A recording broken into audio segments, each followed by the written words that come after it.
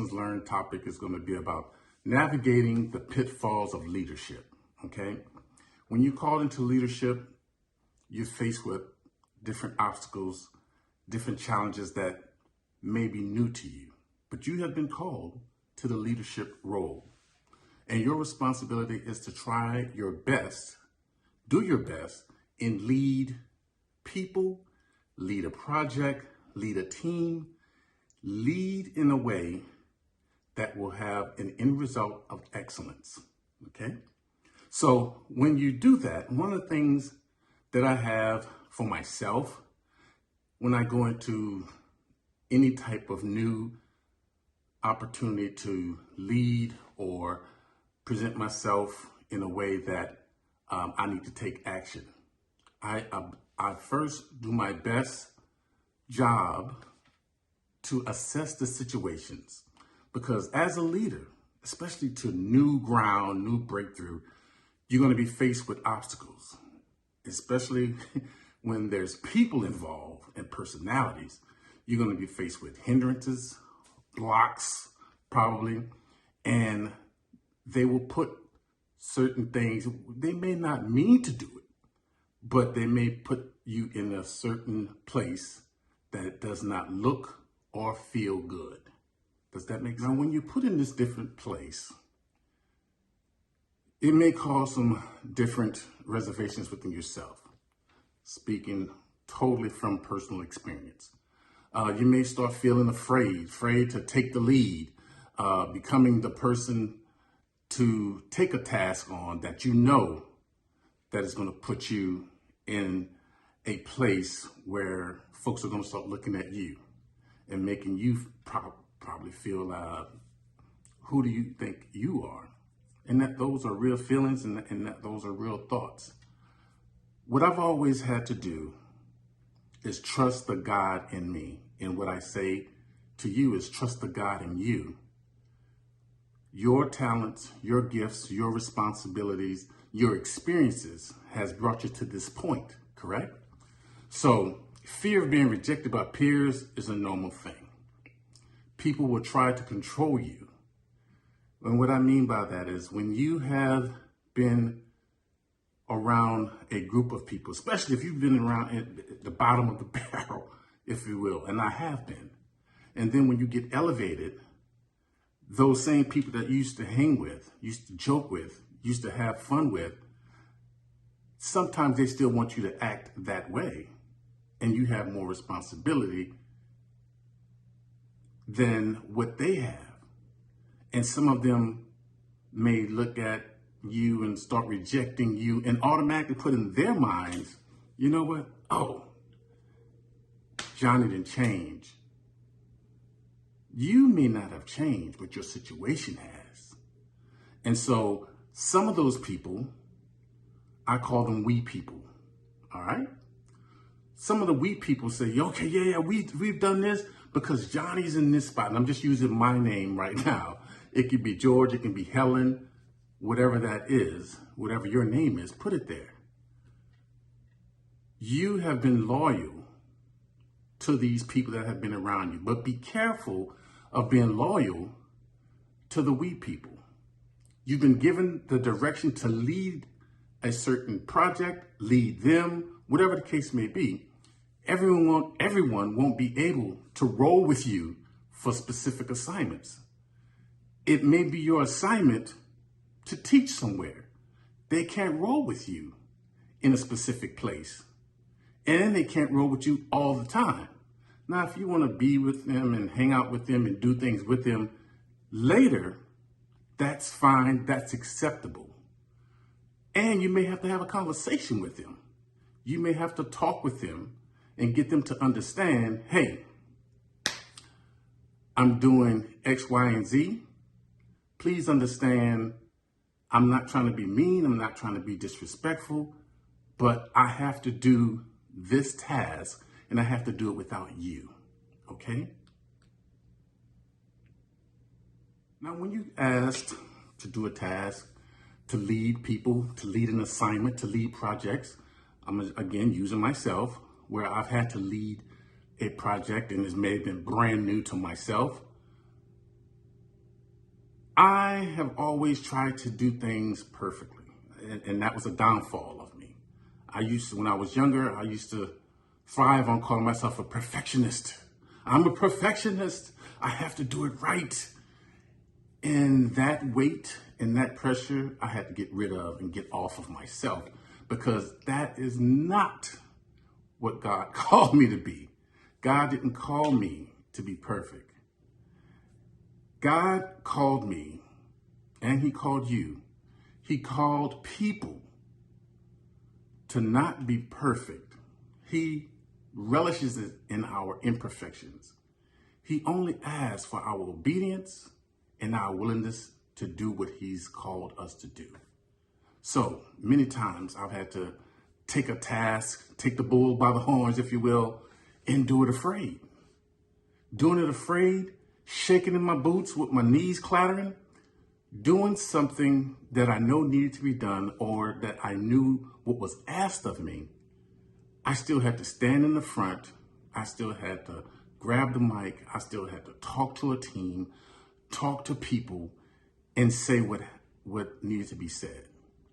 And I've always tried to do it in the spirit of excellence so that the message would get across, the teamwork would be grabbed, the teamwork would be built, and we all would be able to get what we needed done and done well together in the spirit of excellence. Being a trailblazer is not easy. You may be the first person to take on a specific task, to launch a new idea or a project.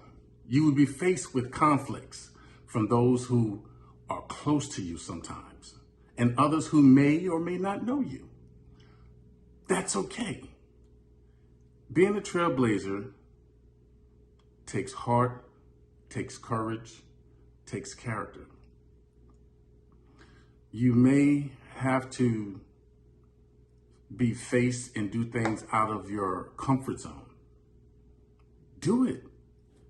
Do it afraid.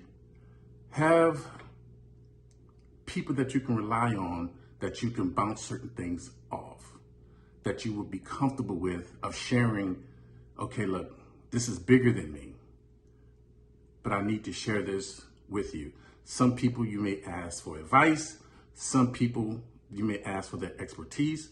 And then you may have a circle of people that you ask for their prayers to get you through the next step. Do that, because that's what leaders do. There are degrees and or levels of leadership. Everybody's not on the same level. Everybody has not been asked the same task. That would be buffoonery. Everybody would be doing the same thing. But in order to make this colorful world colorful and move in the direction that it needs to go in, we have been given certain degrees of accountability, reliability, and leadership. And it's okay to lead where you are. Do that. Lead where you are. Excuse me. What I mean by this, lead based on your knowledge and your credibility. Don't try to be something that you're not. Don't try to do something that you know in your heart of heart, that's not what God called me to do. But it sounds good because Joe, Helen, Bob, George is doing it. But they were called to do that. It looks good to you. It may even sound good to you. Check your mindset, check your heart, check your spirit to see if that's really what you've been called to do. And don't allow anyone to push you past your limits because it sounds or looks good, or it's a good idea. You will continue to succeed when you learn and lean on what you know is a God idea that has been given to you for your purpose. The next point that I want to bring up is a twofold point that it may cause you to be out of your comfort zone, but that's okay. That's part of growth. That's part of stretching who you are as a person or an individual, as a leader, okay? And again, these are just some navigations to avoiding pitfalls as a leader. I have a ton of them over my lifetime that I've had to learn and lean on. These are just a few to help you, right?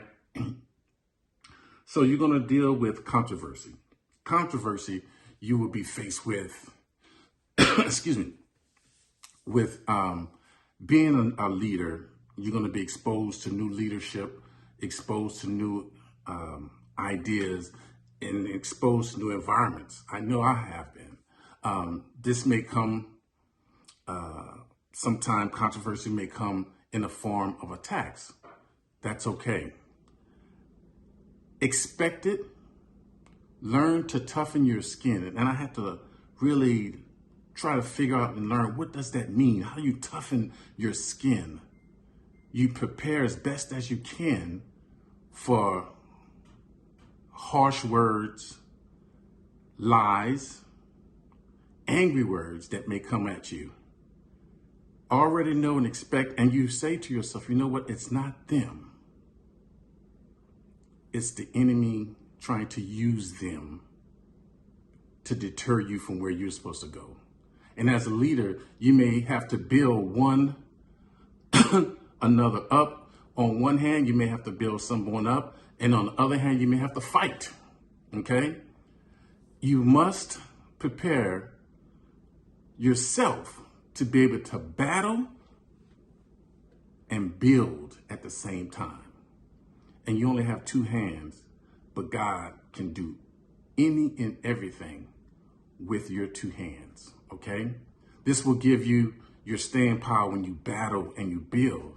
The other part of overcoming controversy is your solid commitment to what to what you have been chosen to lead in. It could be leading your family. It could be leading in ministry.